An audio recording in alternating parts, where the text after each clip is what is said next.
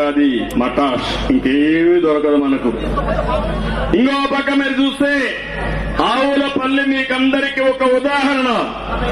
పుంగనూరు ప్రాజెక్టులో ఇది ఉంది, పుంగనూరు నియోజకవర్గంలో ఉంది. ఒకవేళ అవసరం ఉన్న ప్రాజెక్ట్ ని రైతులకి R&R ఇవ్వాలి, రైతుల భూములకి నష్టపరిహారం ఇవ్వాలి, చట్టపరంగా యాక్ట్ చేయాలి. ఆ విధంగా చేయకుండా 2200 కోట్ల రూపాయలకు టెండర్ పెట్టారు. ఏ మాత్రం ఆవులపల్లి గాని, నేతిగుంటపల్లి గాని, ముదివీళ్లకు గాని అనుమతులే లేవు. ఏదైనా ఒక ప్రాజెక్టు కట్టాలంటే దీనికి కొన్ని ఎన్విరాన్మెంట్ క్లియరెన్స్ అని, అడ్మినిస్ట్రేటివ్ క్లియరెన్స్ అని డిపార్ట్మెంట్స్ అన్ని ఒప్పుకుంటేనే కట్టాల.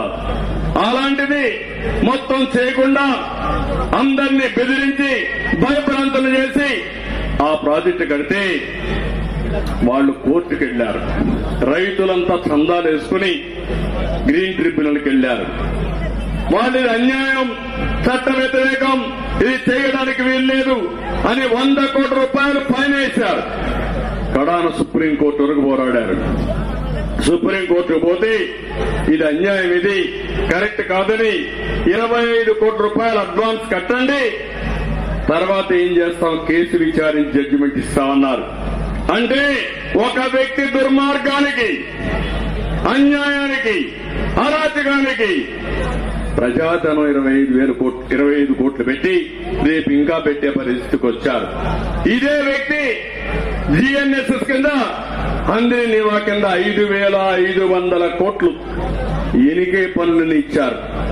వీళ్లు మామూలుగా తమ్ముళ్ళు దోపిడీ దొంగలు, వీళ్లు గజ దొంగలు. వీళ్లు రాష్ట్రాన్ని లూటీ చేయడానికే అధికారానికి వచ్చామని ఆలోచిస్తున్నారు తప్ప ప్రజల కోసం కాదని మీ అందరికీ విజ్ఞప్తి చేస్తున్నా. ఈ రెంటుల్లో చూస్తే దగ్గర 1500 కోట్ల రూపాయలు పని చేయకుండా డబ్బులు తీసుకున్నారు. నేను ఒకటే హామీ ఇస్తున్నా, ఏ ఒక్కడిని వదిలిపెట్టరు. మిమ్మల్ని అందరినీ బొక్కిన డబ్బులంతా కక్కిచ్చే బాధ్యత నాదని మీ అందరికీ హామీ ఇస్తున్నా. ఇక్కడ మన నియోజకవర్గం ఉంది, మీరు ఒకసారి చూడండి ఎన్ని అన్యాయాలు. ఇక్కడే ఇప్పుడు రాళ్ల బదుగూరు సాధు గ్రామం 35 ఎకరాలు డీకేటీ భూమి వైసీపీ నాయకులు కబ్జా చేశారు. అవునా కాదని అడుగుతున్నా మిమ్మల్ని. ఇవే కాకుండా 1-2 కాకుండా ఈ రోజు ఇక్కడనే వైసీపీ మండల పార్టీ కన్వీనర్ బుల్లెట్ దండపాడే అంట పెద్దగా పుడంగి నల్లగుట్ట దగ్గర 4 ఎకరాల ప్రభుత్వం కొట్టేశాడు. అబకల దొడ్డి దగ్గర ఈశ్వరుని దేవాలయం, తమ్ముళ్ళు దేవాలయాలకే దేవుడికే దిక్కు లేకుండా చేస్తున్నారు ఈ దుర్మార్గులు. అక్కడ కబ్జా చేశారు భూమి అంతా. ఇంకో పక్క ఎంపీ నిధులతో బస్ షెల్టర్ కడితే వీళ్ళ భూమికి జాగా కావాలని ఈ మండల కన్వీనర్లంతా ఆ బస్ షెల్టర్ కొట్టేసే పరిస్థితికి వచ్చారు. ఇంకో పక్క చెంగుబల్ల పంచాయతీలో పొలానికి దారి కోసం వీళ్ళందరూ చూసి చెరువు అందు కూడా షెడ్లు నిర్మించి మొత్తం వీళ్ళు ఇష్ట ప్రకారం చేసే పరిస్థితికి వచ్చారు.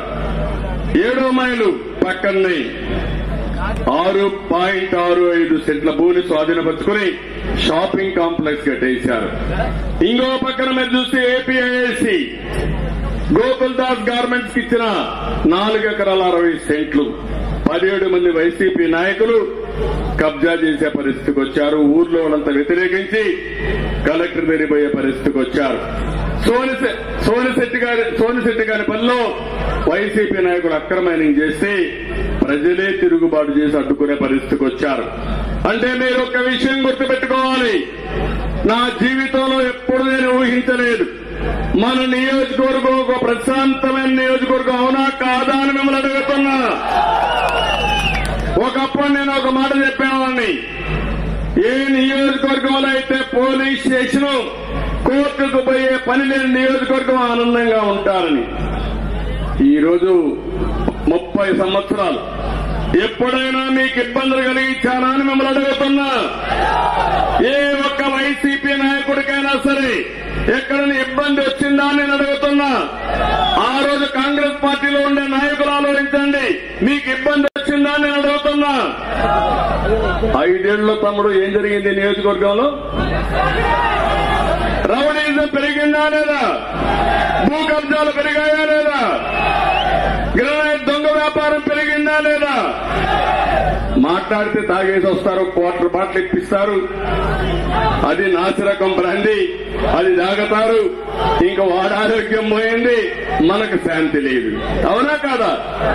యువతను పెద్దదారిని పట్టించారు. నేను ఒకటే ఆలోచించాను, యువతను ముందుకు తీసుకుపోవాలని నేను ఆలోచిస్తే వీళ్లు పెడదారిని పెట్టే పరిస్థితికి వచ్చారు. నేను అందుకని మిమ్మల్ని కోరేది ఒకే ఒక విషయం, ఈ రోజు నేను ఒకటే హామీ ఇస్తున్నా, ఇక్కడ అభివృద్ధి